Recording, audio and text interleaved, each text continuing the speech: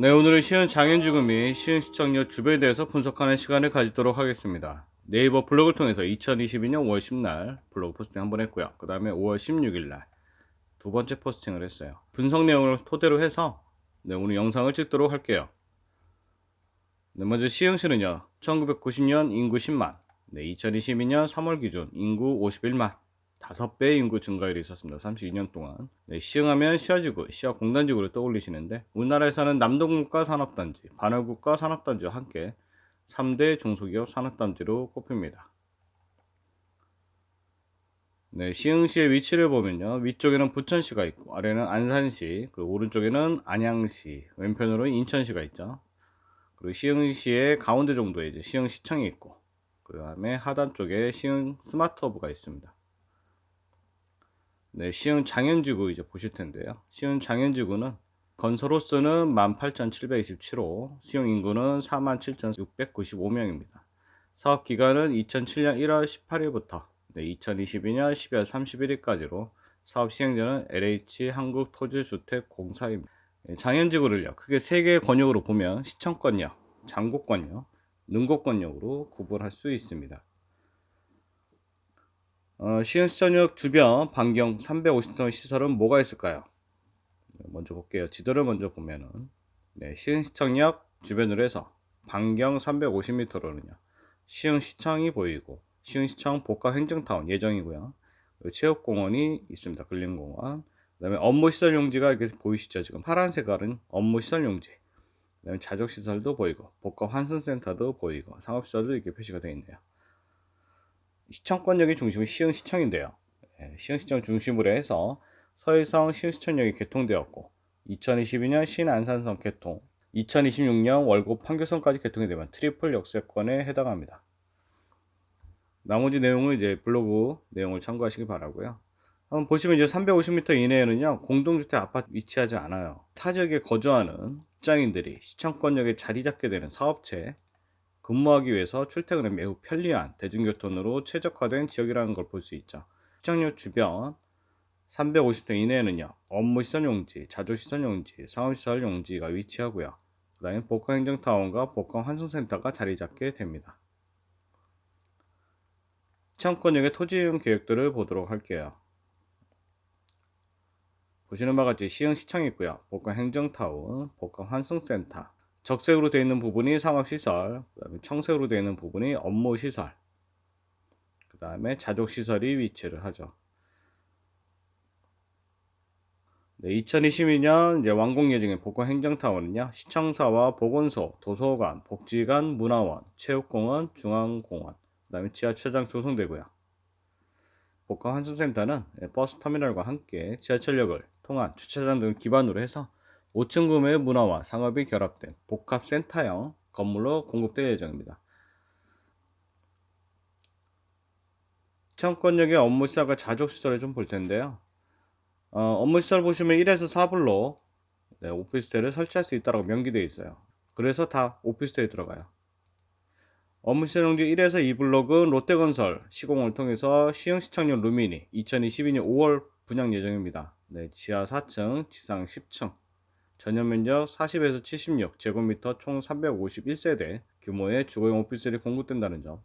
업무시설 용지 3블록은 신유건설을 통해서 시공하고 시흥시청역 신유베라트 지하 3층, 지상 10층, 전용면적 52제곱미터, 단일 평형이고요.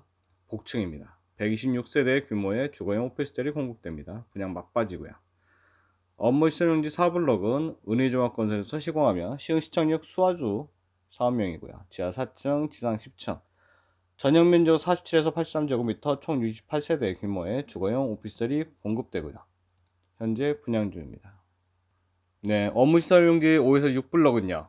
2021년 분양해서 완판된 시티프런트 561 오피스 건물로서 오피스 총 561실, 그 다음에 상가 80실, 대지면적 1579평이고요. 지하 3에서 4층, 지상 10층 규모를 시공사는 안강건설입니다. 위치를 보시면 시흥시청역 복합행정타운 하단부에 위치하죠. 1, 2, 3, 4, 5, 6 이렇게 해서 업무시설이 위치한다는 부분. 네, 이렇게 해서 5월 10날 포스팅했던 내용은 이제 마무리 됐었고요. 이제 5월 16일날 이어서 이제 시작할 텐데, 네, 업무 시설 용지를 먼저 보도록 할게요. 네, 나머지 업무 시설 용지 10에서 17 블록을 볼 텐데요. 지도 먼저 볼게요. 10에서 17 블록 위치를 먼저 보면 10, 11, 12, 13, 14, 15 상측에 이제 위치를 하고요. 16, 17 업무 시설 용지는 하측에 이제 위치를 합니다. 이제 업무 시설 용지 지구 단위 허용용도를 보면요. 주용도는 노후자 시설, 공공 업무 시설, 일반 업무 시설. 토지를 분양받은 시행사 입장에서는 가장 수익성 높은 일반 업무 시설 오피스를 공부할 것으로 보이는데요. 단 업무 시설 용지 중 1에서 4블록, 16블록은 오피스에 설치할 수 있다라고 추가로 명기되어 있어요. 그래서 업무 시설 용지 1에서 4블록은 현재 545세대 주거용 오피스텔이 분양 중이고요.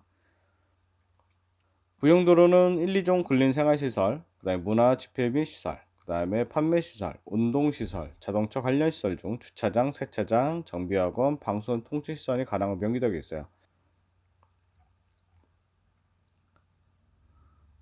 네, 업무 시설 용지 쭉 볼 텐데요. 네, 10에서 17블록까지 분양 공고 날짜와 공급 단가, 공급 예정 가격을 이렇게 적어 놨었어요. 그래서 분양 공고에 보시면 날짜가 다 벌써 지났죠.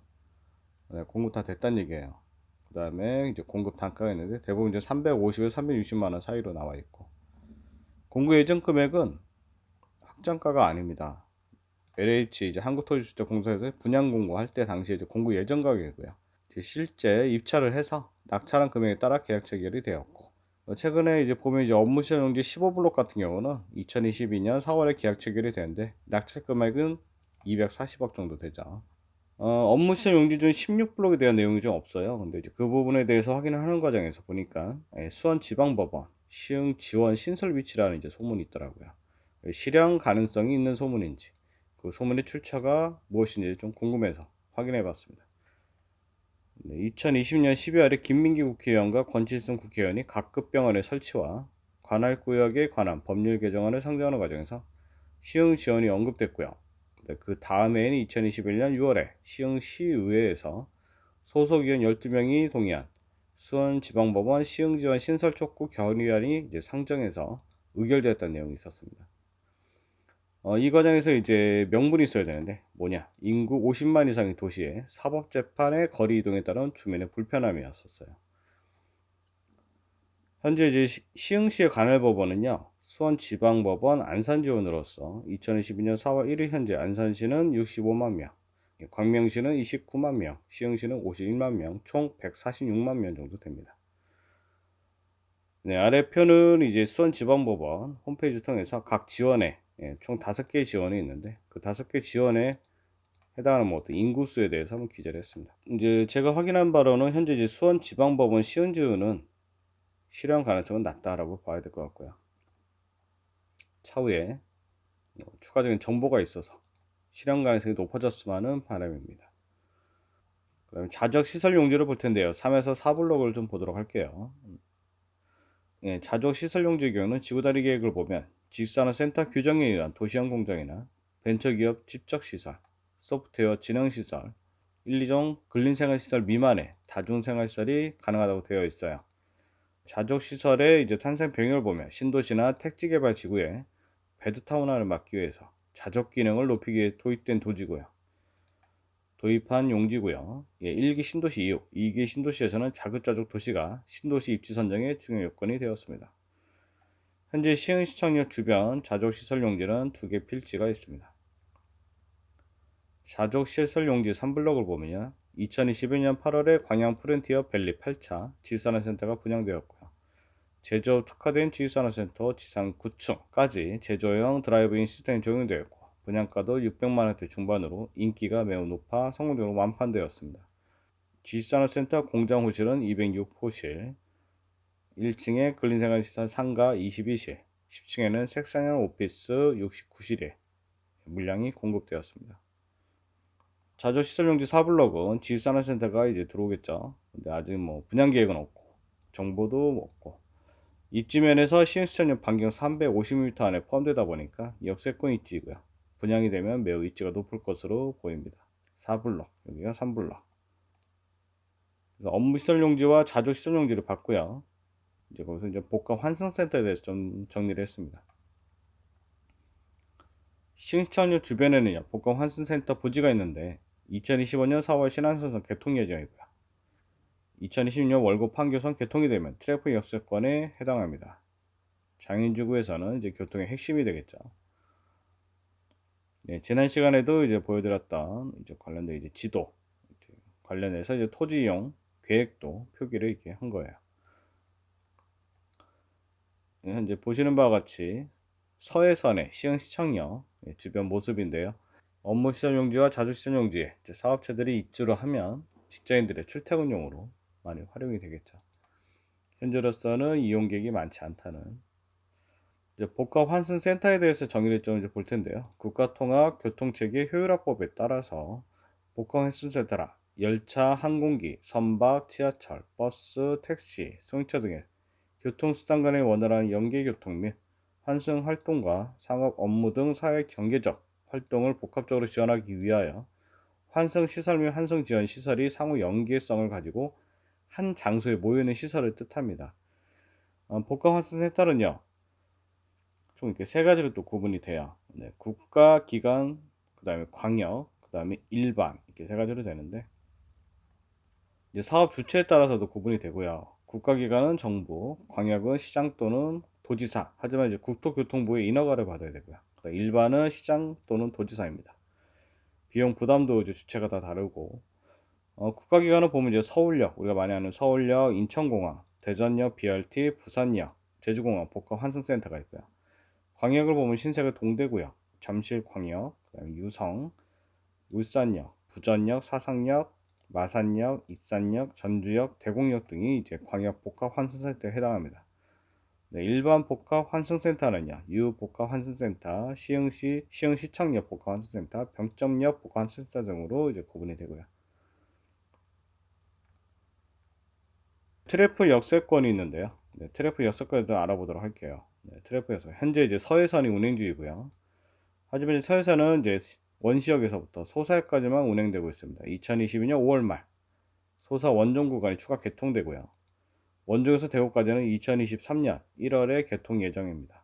네, 전 구간 개통이 되면 부천운동장에서 7호선 환승과 네, 김포공항에서 5호선, 9호선 환승으로 보다 편리한 교통 편리성을 제공할 것으로 보입니다.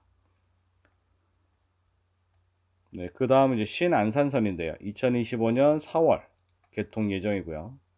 이 구간을 보면 구로 디지털 단지역, 영등포역, 여의도역이 포함돼서 시흥시청역에서 이제 탑승을 하면 환승 없이도 이동이 가능하니까 매우 편리하겠죠. 구로 디지털, 신풍, 영등포, 여의도, 공독을 통해서 환승이 가능하다는 부분. 네, 월곡 판교선은요, 판교에서부터 월곡까지 운행되는 구간인데 판교에서는요, 경간선을 이용해서 강릉까지 철도로도 이용이 가능하게 됩니다. 2023년에는 여주와 서원 쪽이 개통되면 강릉까지 그 범위가 확대되고 시흥시청역 지하철 탑승하면 강릉에서도 하차할날이 멀지 않았다는 겁니다.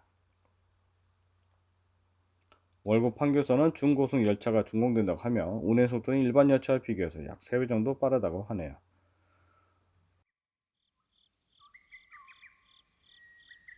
예, 저는 지산 멘토와 7개의 방이었습니다. 감사합니다.